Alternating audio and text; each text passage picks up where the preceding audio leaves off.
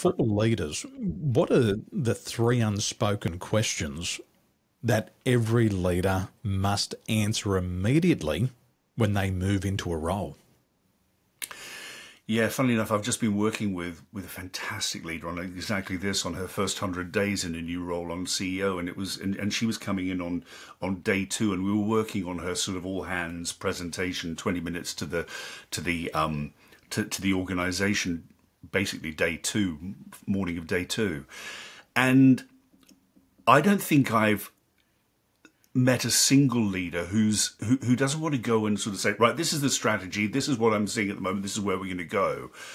And it becomes very sort of transaction oriented. But I think that there are two questions, and that is an important question. That is an important question. But sitting behind that very logical, this is where we are at the moment, these are the problems ahead, this is where we're going to go, there are two gatekeepers which are sitting behind that. And I think those two gatekeepers are, one, asking two questions. One of them is, do I like you? And the second question is, do you like me?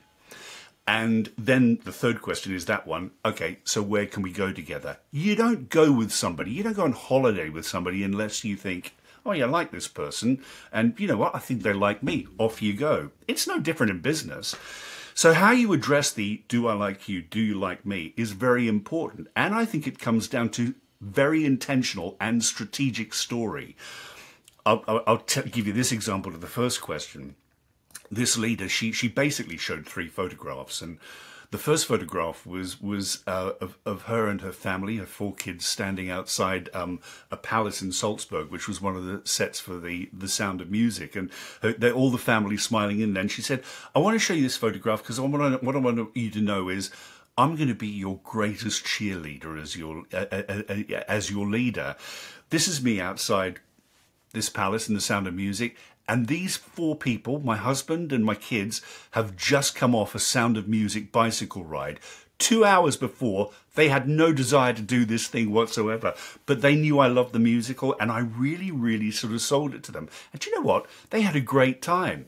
So, quick story about her sort of, and she said, this is what I want to do for you. I will be your cheerleader. I will be there in the background saying, come on guys, let's do this. That's sort of saying who you are. It's strategic, it's intentional, but brought to life through something personal, something a little bit vulnerable, something that you can share about yourself.